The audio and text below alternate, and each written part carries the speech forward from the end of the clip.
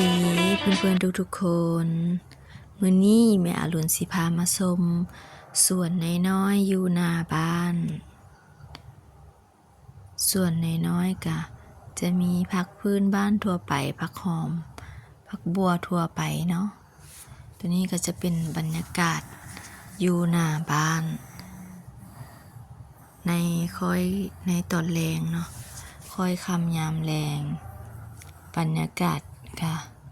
ตะเวนใกล้จะตกดินช่วงนี้ก็อากาศเริ่มหนาวแล้วฝนก็บ่ได้ตกแล้วเนาะเริ่มเข้าหน้าหนาวแล้วแม่รุ่นก็จะมาปลูกผักพื้นบ้านอยู่หน้าบ้านผักกำลังงามเลยทุกคน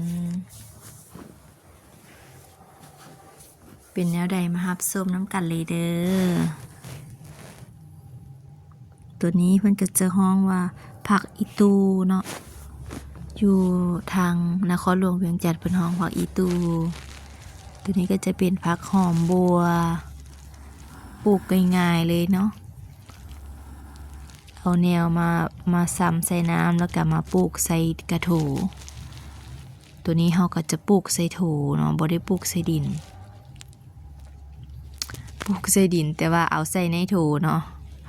บ่ได้เอาใส่ในพื้นดินตัวนี้ก็จะเป็นหอมป้อมกับบ่งามปานใดเนาะเพราะว่ากำลังกาอยู่ยังบ่ได้รดน้ำซ้ำเพื่อนๆก็จะกาผักอีตูตัวนี้ใหญ่แล้วเนาะกำลังงามแม่ของอรุณก็เอาไปขายเนาะเพราะว่าเพิ่นก็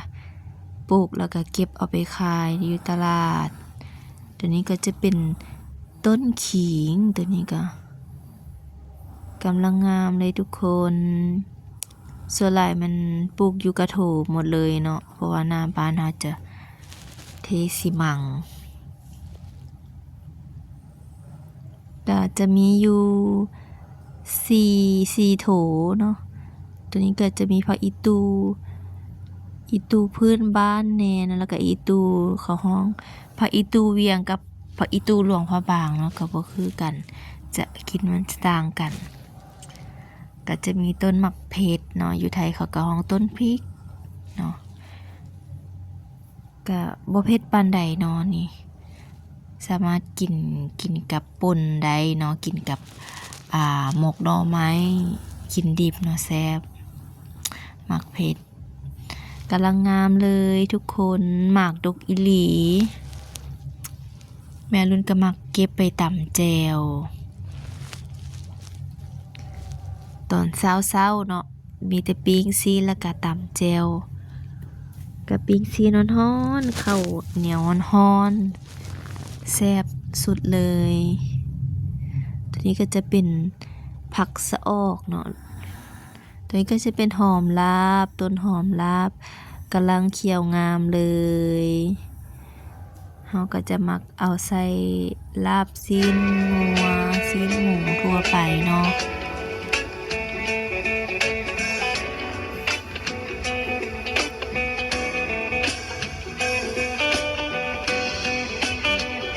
ตัวนี้ก็ผักอีตูกำลังดอกเขาเจ้าห้องผักอีตูหลวงพระบางนะตัวนี้กินก็จะต่างกันผักบัวละพาแม่นต่างหากเนาะทุกคนมันบ่คือกันมี3ชนิดตัวนี้ก็จะเป็นหมากเพชรต้นหมากเพชรสีฟ้าเนาะกำลังดอกดอกเขียวๆงามๆเลยมีแต่ต้นงามๆดอกของหมากเพชรก็จะเป็นดอกสีขาวเนาะตอนเช้าก็จะมีต้นเพิ่งน้อยๆดอกบินมาจับดอกหมากเพชรลำต้นก็จะประมาณนี้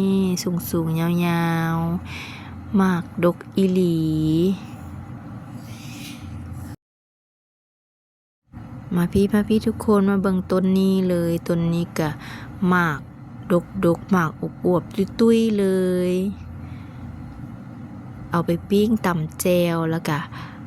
เอาปลาแดกเนาะปลาแดกหดเนาะแซ่บเลย